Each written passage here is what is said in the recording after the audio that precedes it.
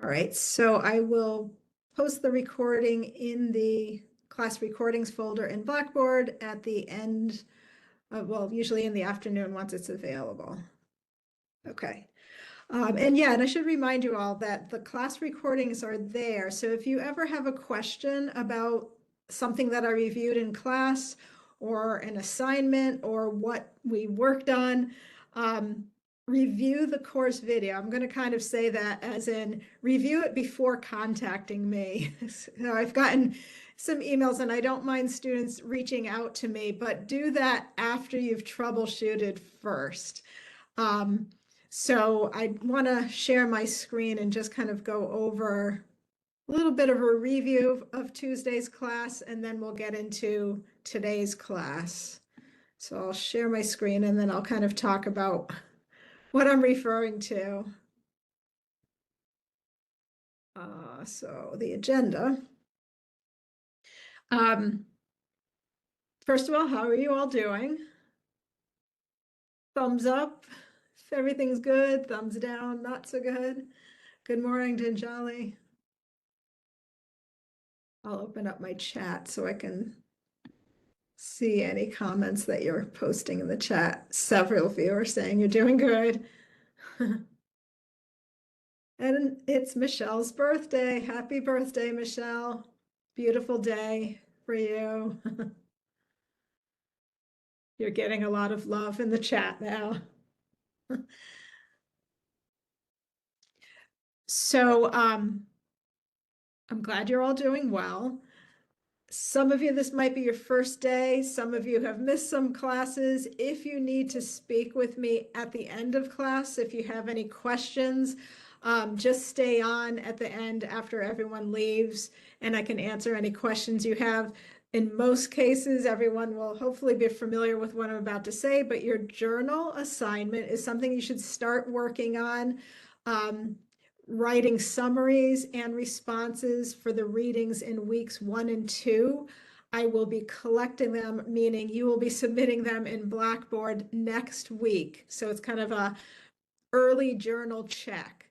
So I did get a couple of emails and questions from students saying, I wasn't able to edit it, or I requested edit access, but you haven't responded. So let me just remind you, I'll go into Blackboard and show you that journal template. When you open it up, actually, when I open it, it will work for me because I created it. So I'm going to copy this and I'll open it over here. So this is just a brief review for anyone that is still wondering about how to enter information in the journals. If you click on your journal or that template, it looks like this. And sorry, my computer is slow at the moment. And you will not be able to edit in here. You won't be able to type anything. Ignore this button that says request edit access. Do not, please do not click on that. Instead, what you're going to do is go to File, and you can either do make a copy, so it will make a copy as a Google Doc, or you can do File, Download, and download it as Microsoft Word. Either way, once you make a copy or download it, you'll be editing that. That's where you can type the text, the summary, your responses. Does that make sense? So that's what you should be doing now for the remainder of the semester as well. I just want to clarify that. Does anyone have any other questions on the journal?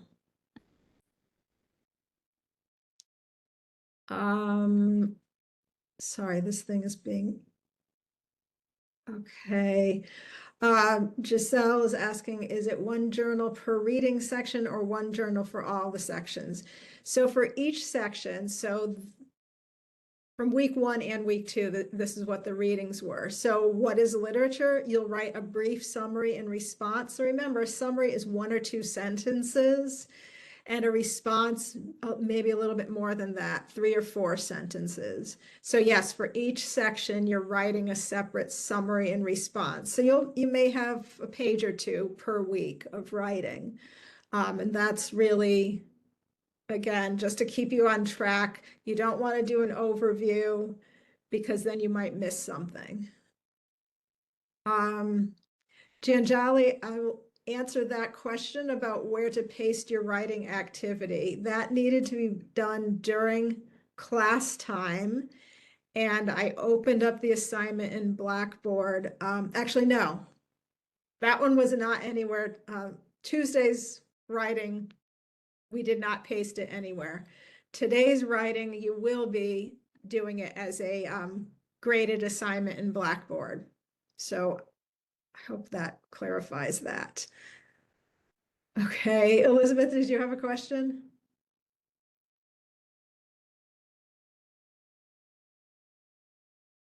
Elizabeth, you had your hand up. Peter's funky.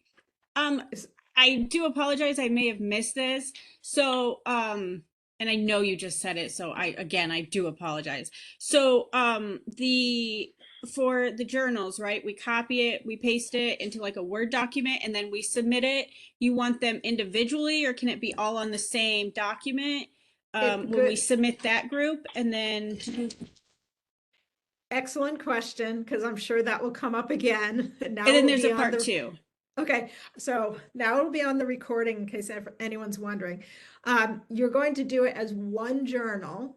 So you'll just keep, let me go back to this. I'm still here. One second. So you'll, as you can see, I copied it. So I have week 1, week 2, week 3. Do you see how that template has each week? So it's going to be one document, and you'll just fill in the text that you're writing summaries and responses to. And just keep adding every week.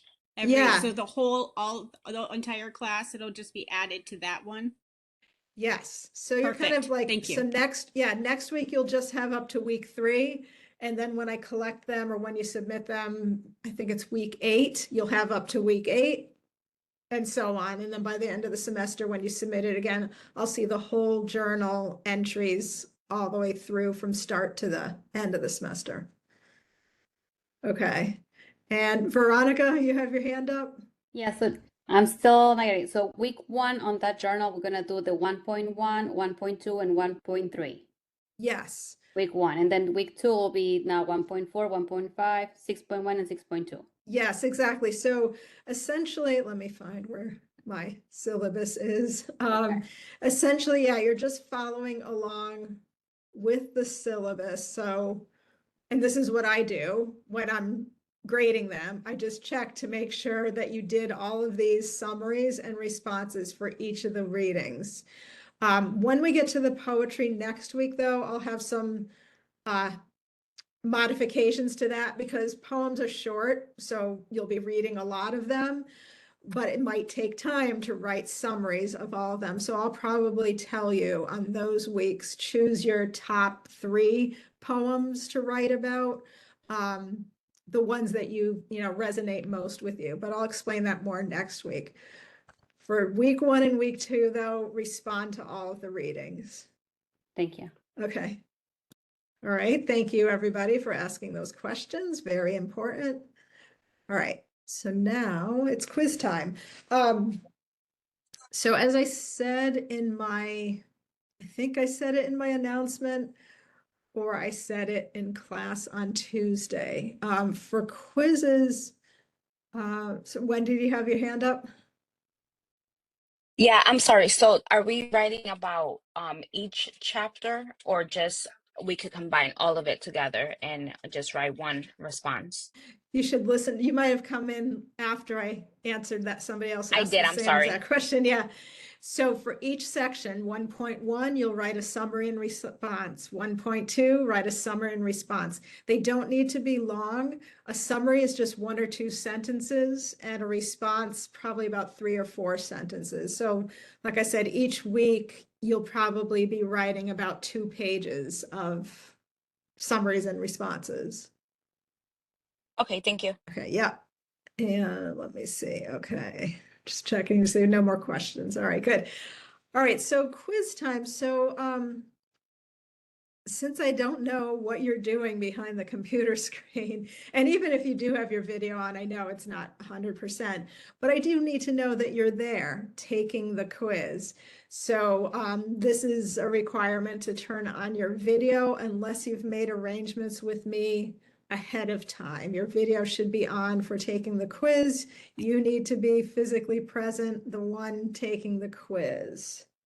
The quizzes must be completed, so you have 10 minutes. And I may ask even before the 10-minute time frame if anyone needs more time. Most likely it'll take less than 10 minutes. It's just 3 questions. As long as you've done the reading and have been paying attention in class, they're pretty straightforward questions. Okay. So still not everyone has their video on. And I'll make note for anyone that does not have their video on, you'll get an email from me later.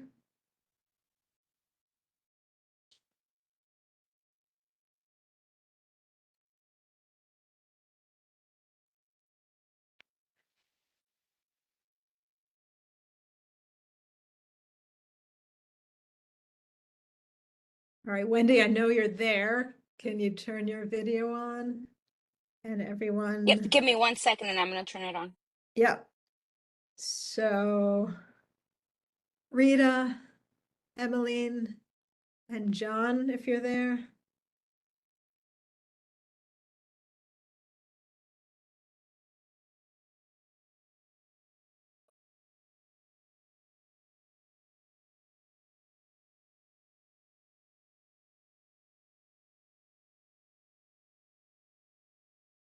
Okay, John, I see you're on twice, but one of them, I see your video. Okay.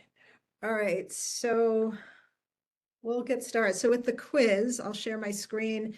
As I mentioned, it is 3 questions and it's automatically graded. So if you go to course content, click on week 2 and you'll scroll down. We'll get to the slideshow shortly, but here you'll see quiz number 2. It covers sections 1.1, 1.2, 1.3, 1.4, and 1.5, basically that introduction section of Beyond the Pages. And it's worth 3 points, so you'll just click on the purple, and then you'll need to complete it within 10 minutes, and then just click begin. And once you begin, answer the questions, and then you get to the end, and you'll just click submit. So I'll stop sharing my screen and then I will check to see that all of you have done it.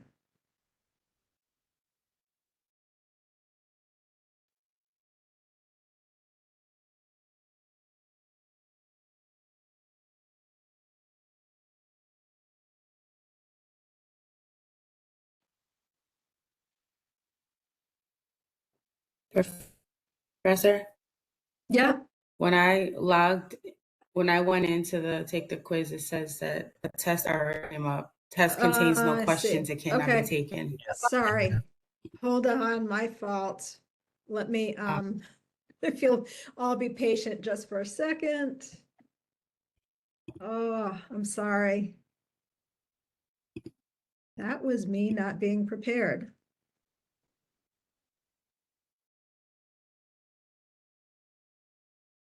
We may have to come back to it.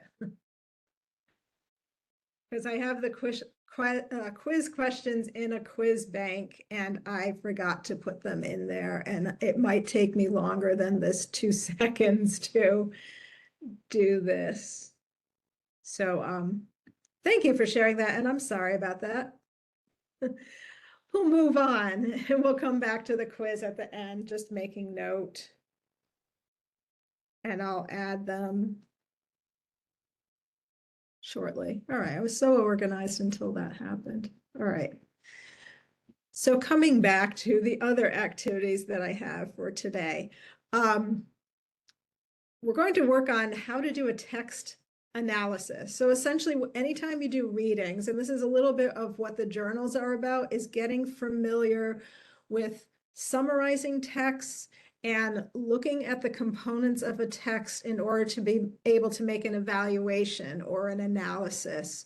So we're going to walk through that process. I'll start by reviewing sorry, I'm opening up other things.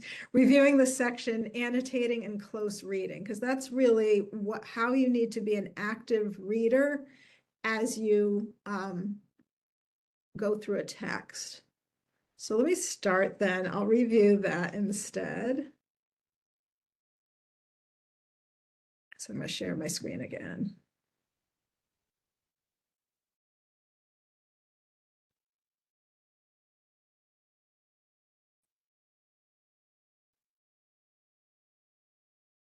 Okay, moving boxes out of the way, which is what's happening over here, and that's not, there we go.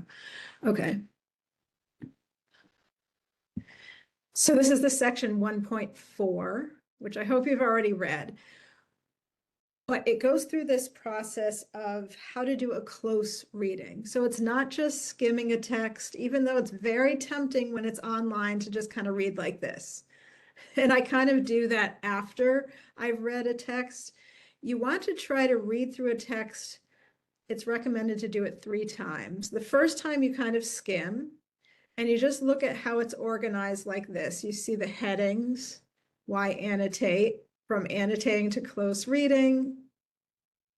They also have little quiz questions. Sometimes they have cute little images.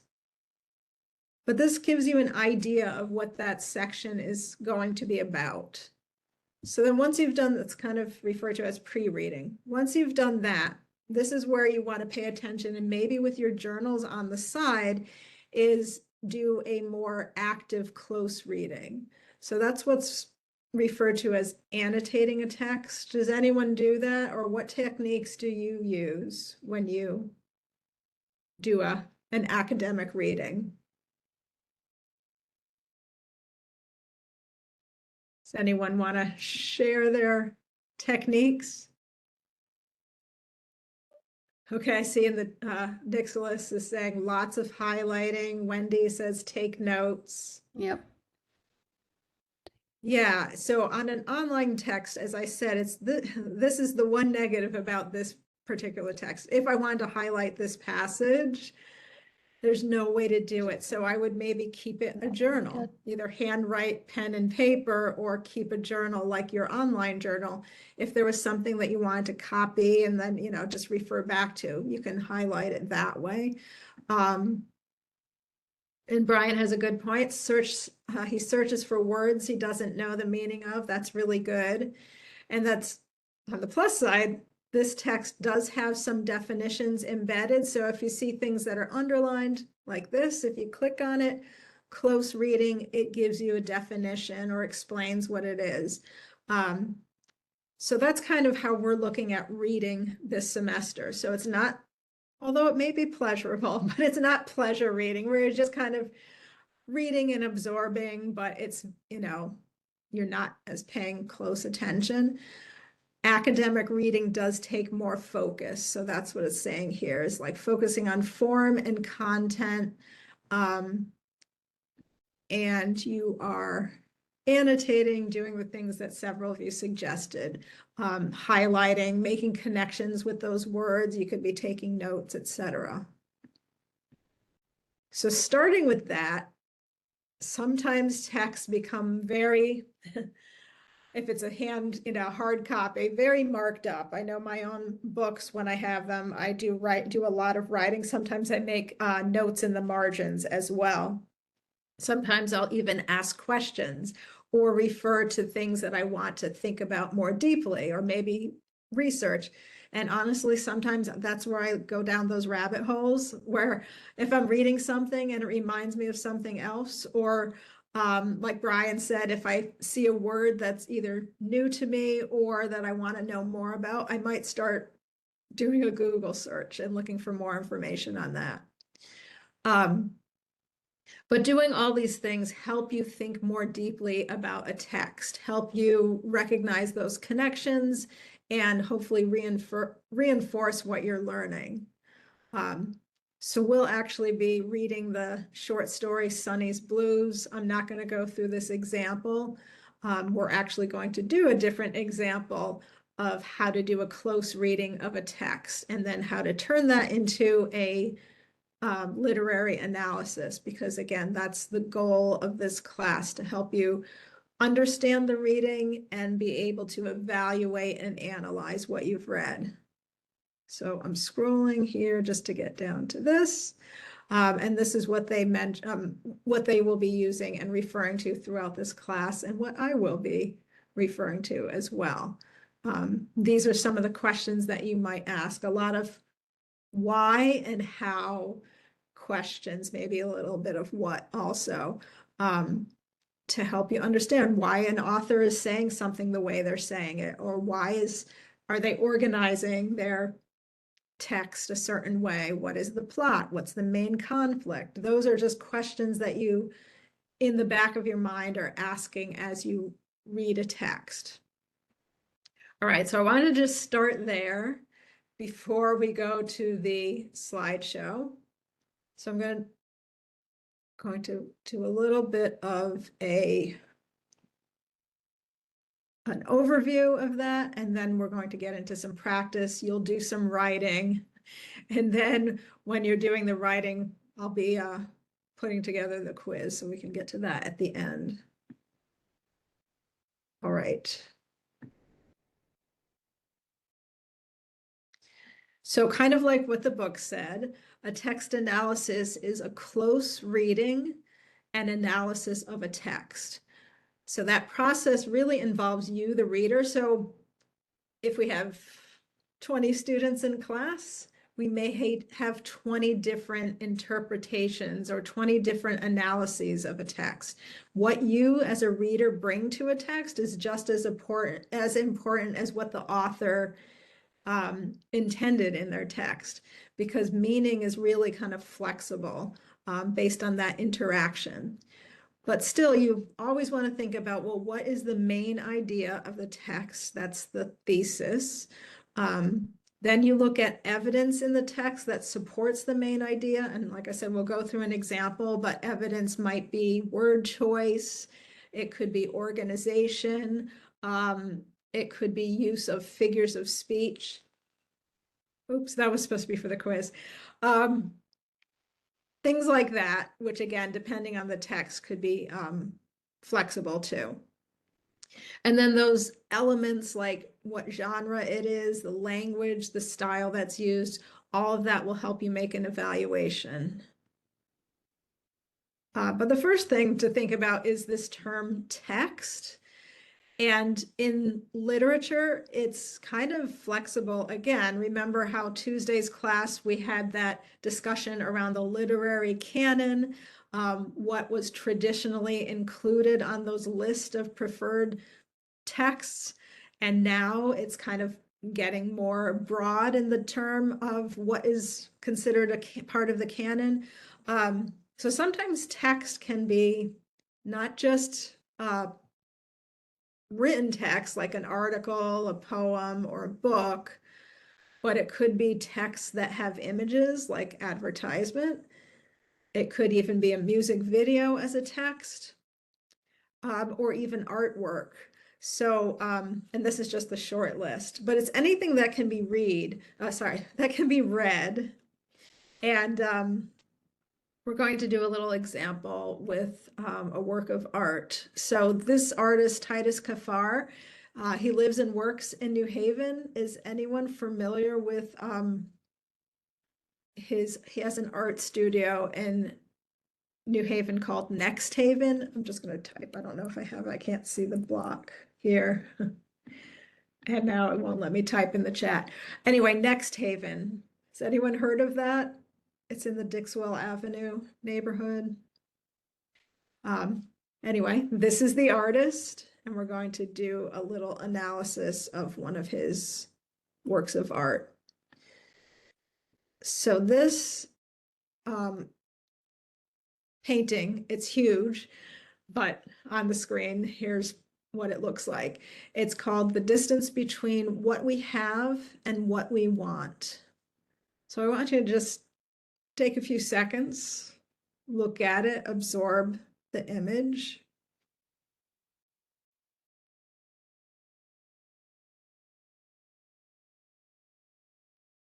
And then I have some questions for you.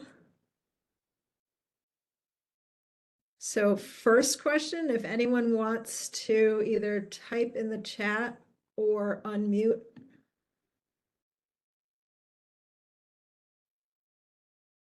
Just if you want to answer that question, what do you see?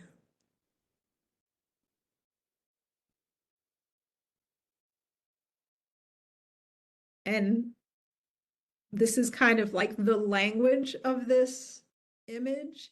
So the form, the color, the subject matter, the composition itself are all part of the language of this image. So anyone want to just type in the chat what jumps out to them, what they see?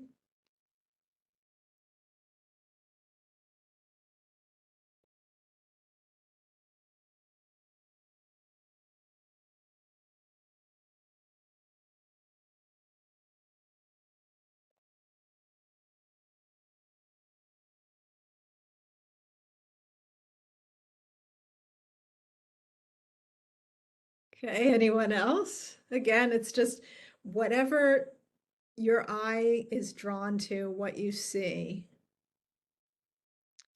And I'll read a few. So Wendy says, a mother traveling to work, maybe wishing she had her kid with her. Giselle says, two people waiting for the bus with their kids. Nicholas says, bright colors like a Miami Vice theme. Michelle says, I see two women with children and they look tired and exhausted, and the vibrate background. Talia says, I see a colorful bus.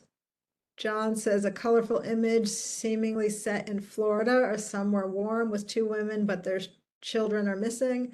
Erica says, working mothers for sure, wishing they can be with their kids. Children are also asleep, maybe implying that they're leaving the children at home. Emmeline says, feeling of missing someone in case it can be their kids. Demetrius says, the image is pretty warm in terms of color and the general subject, endearing in a sense, but also painful. Okay.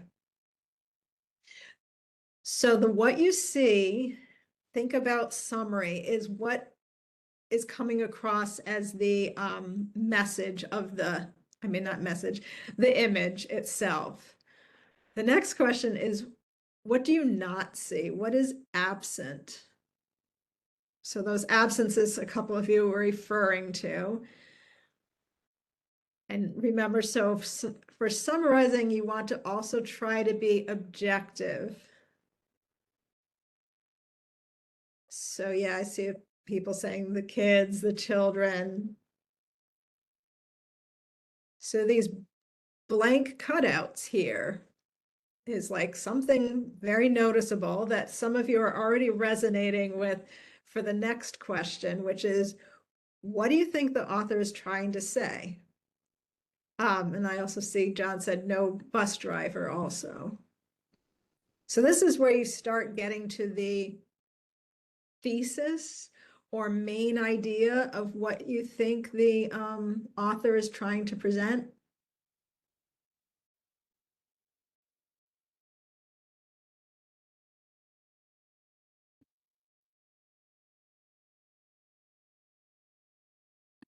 And you might even think about the title too. The distance between what we have and what we want.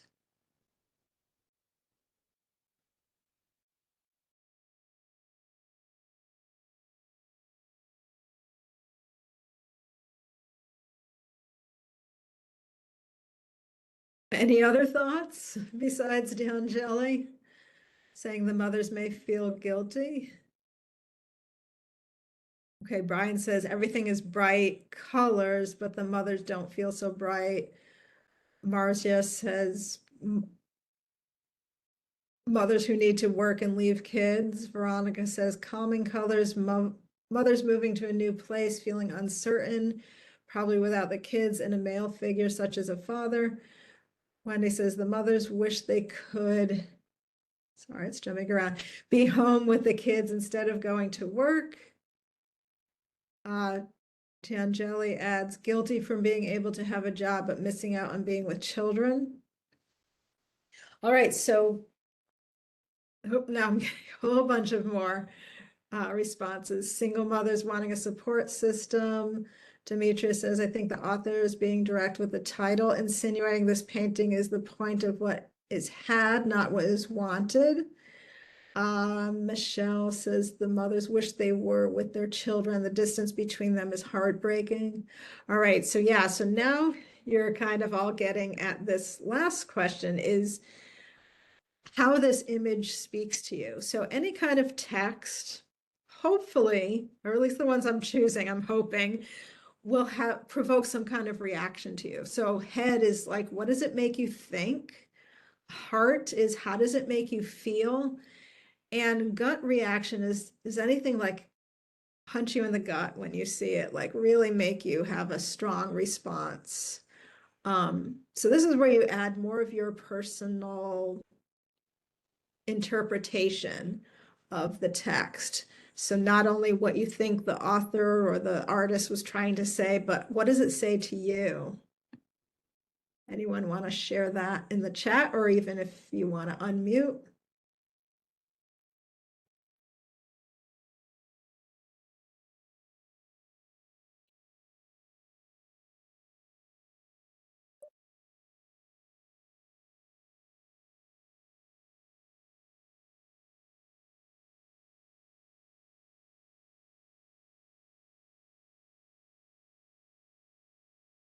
Kayla, go ahead. I didn't put this in the chat before because it seemed kind of different from what everyone else was saying. But my first thought when I was looking at it was less of mothers missing their children and wanting to be home with them, to the children would usually be there, but they're not because they're not here anymore. Mm-hmm. Yeah, that's definitely another possible interpretation. Right. Which makes it even more, I mean, anyone get goosebumps there too, thinking about that? Yes. So anyone else want to unmute and give their longer interpretation?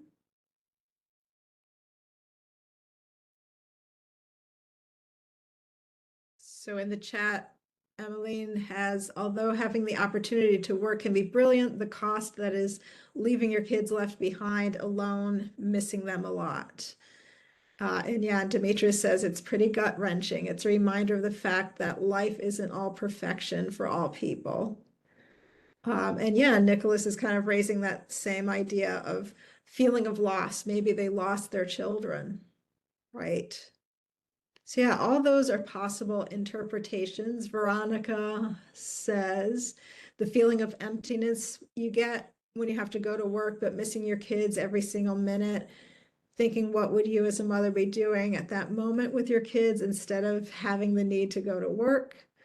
John says both mothers seem well dressed. Maybe the meaning is these mothers miss their children, but it's coming at the cost of their personal success. D'Angeli says this reminds of the era of women's rights. It was an important turning point for women. Some chased an opportunity to better life, and others forced to work, struggling to support their families. Now you're all commenting. Michelle says, I think this image shows how many single parents or even working parents have to give up their time with their kids because they have to work. Bridget says, mothers that have to keep moving forward even when the people we love are no longer with us. And Erica's bringing her personal experience. My mother was a single mom, so I can imagine this might have been her image. Yeah, a lot of that. So thank you all for those interpretations and your personal reactions. So interestingly, I can't remember who said this, but it looks somebody said it looks very Miami like, and this is from a series of paintings that Titus Kaphar did called From a Tropical Space. And they have similar kind of color and theme where people are in these beautiful scenarios or whatever, but something's not quite right. And you all seem to be picking up on something that might not be quite right, but in different ways, different interpretations. So that popped in quicker than I wanted it to. So as far as doing an analysis, what you see that's referred to as the contextual elements, the language of a text. Sorry, and what do you not see also is part, so both what you see and what you don't see is what you can bring into your analysis as evidence. The what you think your author or the author is saying, that's the main idea, or what you would write as a summary of a text. And then what you bring to that text, what you've all been sharing, is your interpretation or your analysis. And that's where, like we heard, you can have different interpretations depending on who you are and what resonates with you. So thank you all for those ideas. And just to review, for a text analysis, you want to start first by summarizing the text, what it says, what you think it says, and then you examine those components, the evidence, look at the details that support that summary, and then, excuse me, and then you add your personal interpretation. But you want to start first with that summary to bring it all together. All right, so what I asked you all to do for today's class is to bring so we're going to do this now and then we'll come back to the quiz. I asked you to bring a poem, song, or an image of a work of art to class. So a song or poem that is meaningful to you. So like I did with this image of the work of art, you're going to use that to write your own text analysis. But the first part is to add that song or, I'll put it right here, that song or poem or image to this Padlet. So I've been doing this in many of my classes. So the columns are getting long, particularly this column with the song. So what you'll do, I hope you've chosen your poem or song. You should not take time right now to be thinking of what that would be. If you have not chosen a poem or song, try to think top of your head, something that's meaningful to you. You can skim through, see what other people have put just for ideas. But what you're going to do then is, if it's a song, you'll click on the plus sign of the song. On the subject line, you'll type the title and the artist. So the artist's name. And then below it, just something briefly like why you chose this song. If you have a link to a music video, you can click on this little icon that, and then you paste your link right there. So that's how you would get an image to appear, and it will link it to that song. D'Angeli, yes, you can choose a work of art if you have an image of it that you can share. So, so back to this, once you've entered that information, just click publish. Just take a couple minutes to do that part. And D'Angeli, to answer your question, so that's what I did here. You could just do a screenshot of an image and paste it, and you would just put the title and the artist. And if you have a link to it, you can put the link there too. So I'll give you all a couple minutes to do that.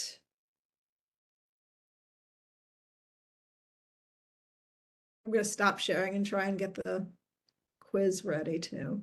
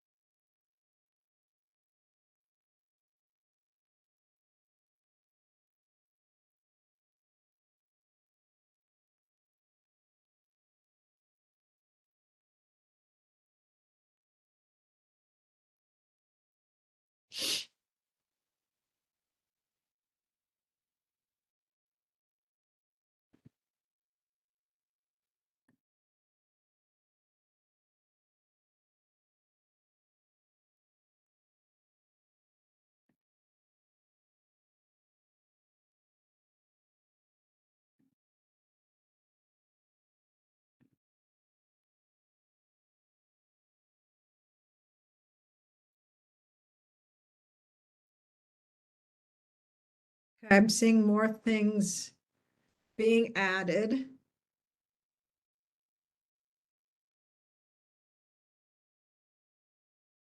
I'm seeing some images being added. Awesome. Okay. So the next part, this is the writing activity, and this part is graded. So think of what you just did with Titus Kaphar's painting, how you answered those questions and responded to the ones about, what is the artist trying to say, and then what is your interpretation. You're going to do something similar to the poem, song, or work of art that you just chose. So I'll show you where that is. Get to it here. I'll share my screen. So in the week 2 folder, I'll give you 10 minutes to work on this. And while you're working on this, I'll hopefully get the quiz set up. So in the week 2 folder, you'll scroll down underneath the quiz. It says class writing activity number 2. You're going to click on that. And this opens up the assignment. So essentially, we've already done number 1, watching this slideshow of the how to do a text analysis. Hopefully you've already uploaded your poem or song or image into that Padlet. If you have not done that yet, don't worry about it. What's more important is answering 3 and 4.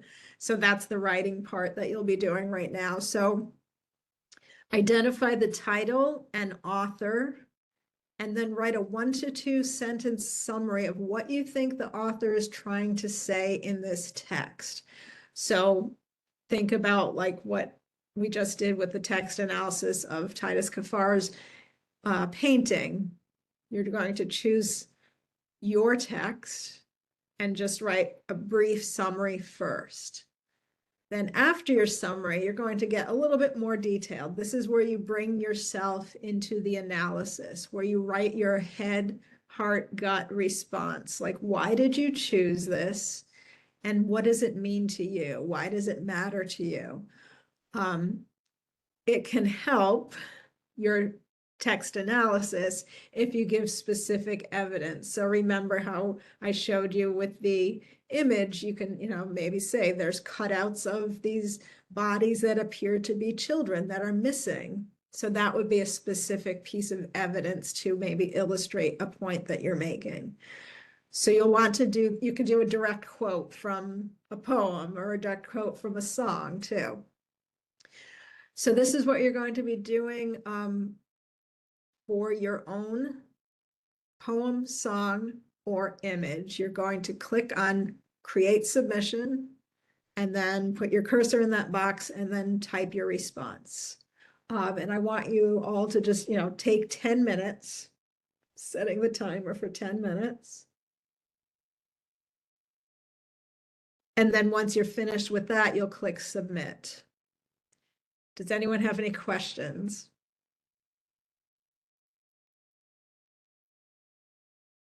All right, I'm going to stop sharing my screen and get the quiz ready for you to do shortly.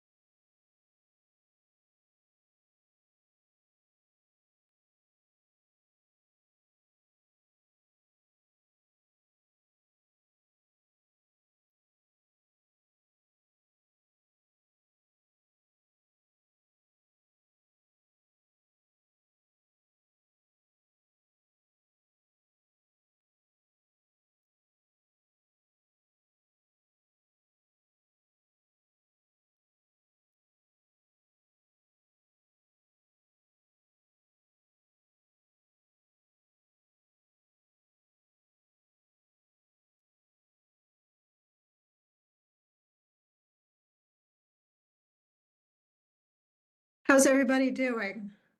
That was 10 minutes.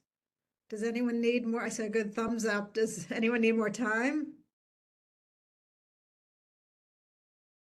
A little more? Okay, let's say, yes, 2 more minutes. That's what I was going to give you. Okay. All right, 2 minutes.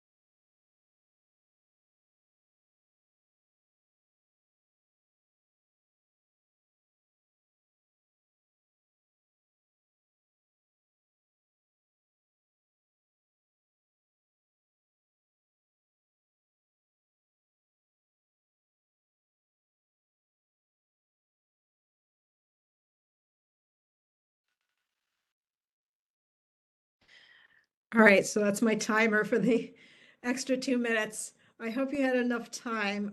So what you're going to want to do, share my screen, go through, I think you hopefully have figured it out, is you will click, we're gonna open it up again. Click on the, all right, let's say you've created a submission here, text analysis. You've typed your summary and your response, and then you'll just click submit.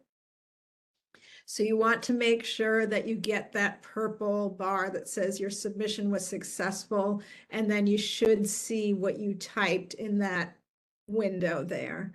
That's what I will be grading.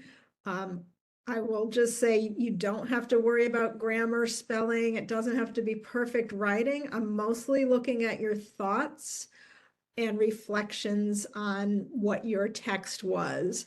And I will go refer to the Padlet to check to see what the text was. So hopefully it's in there. But as I mentioned, the most important thing is that you have your summary and response here for this assignment. All right, any questions? Hope you all, why do I keep getting this on my screen? Sorry. Hope you all did well on that.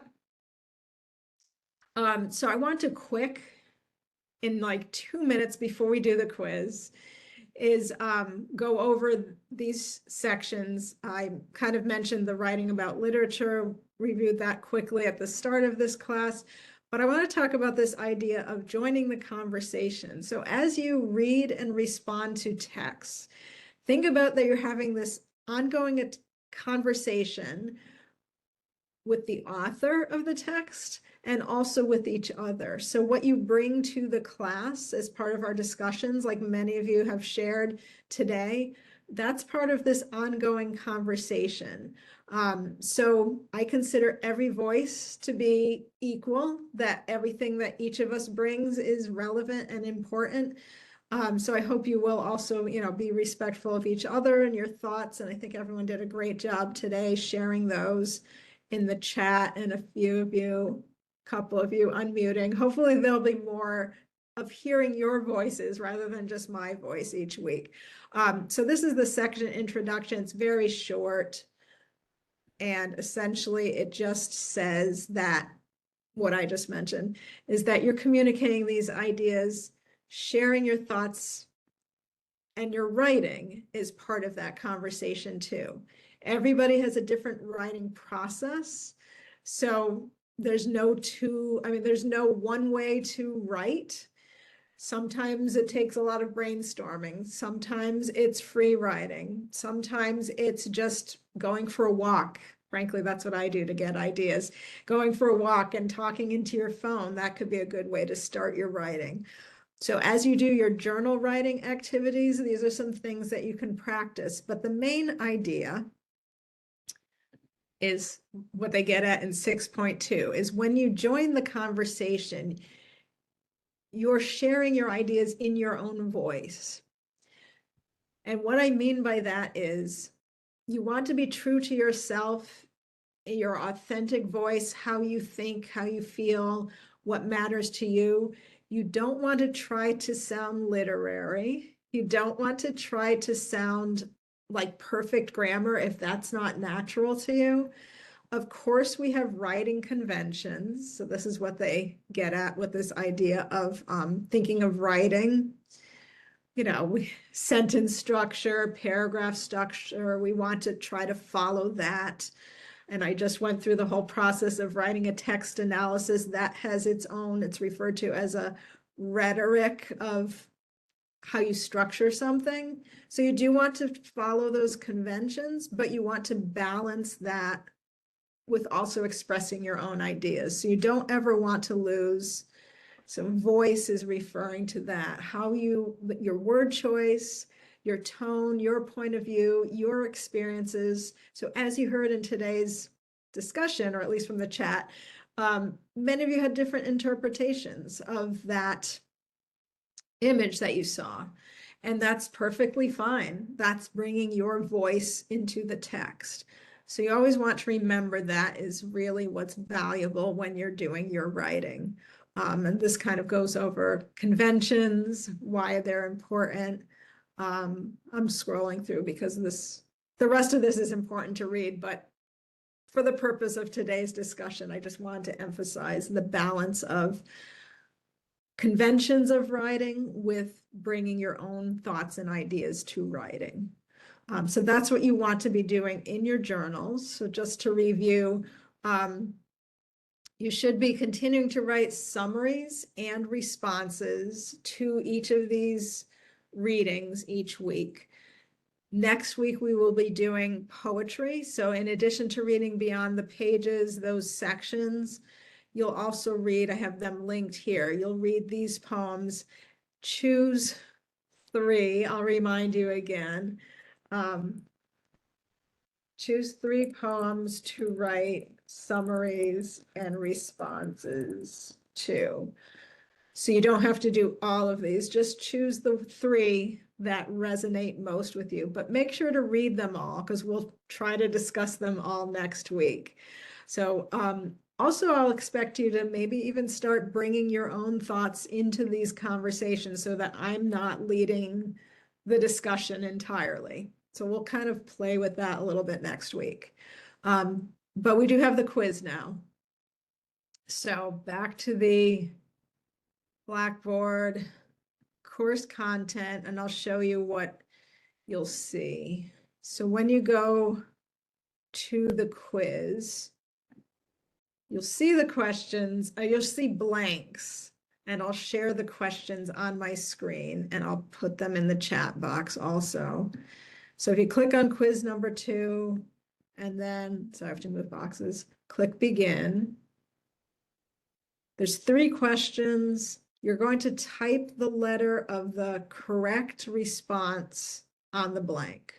And here are the questions. This is what I meant to do, to have it ready for you. So those are the 3 questions. I'm going to copy and paste them into the chat so you can have them too, because there's nowhere else you will be able to see these questions.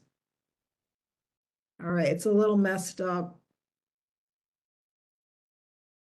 So the chat is showing numbers instead of letters. Make sure you enter letters, just to let you know that. You have to have just the letter in the blank in Blackboard.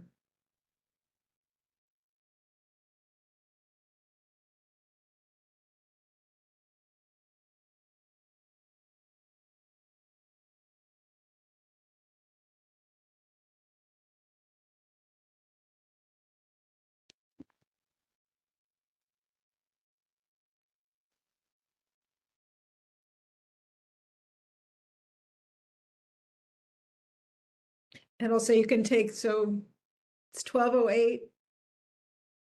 You have until 12:15.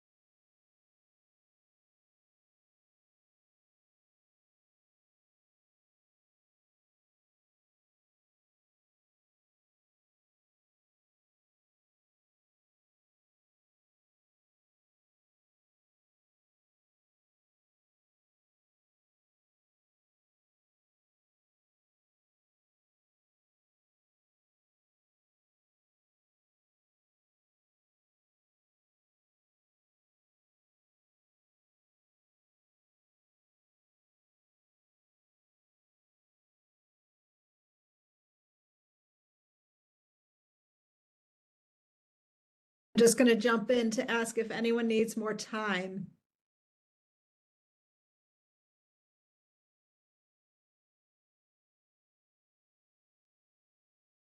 Okay, I'm assuming that's no. Okay.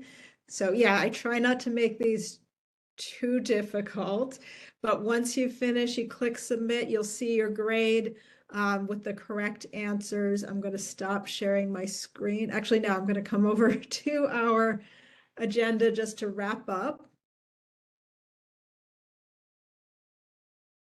Okay, yeah, so Rita's asking if we have any homework. Yes, you do. There will always be homework.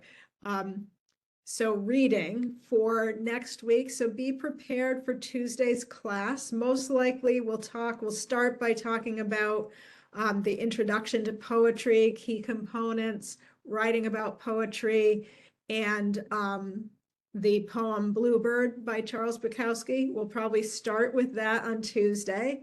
And then you'll read a bunch of poems also next week. So this is the list of them. We'll probably talk about those on Thursday, but you should be writing about these in your journals. So your homework is to write in your journals. I'll collect them next week, or in Blackboard, you'll be submitting them. And I'll remind you again next week. So keep doing the reading and keep writing, and I'll be checking on those next week. All right, any other questions before we wrap up? All right, so if anyone needs to stick around after class, because I think a couple of you might have missed a class or maybe joined the class late, hang on, I'm going to stop the recording.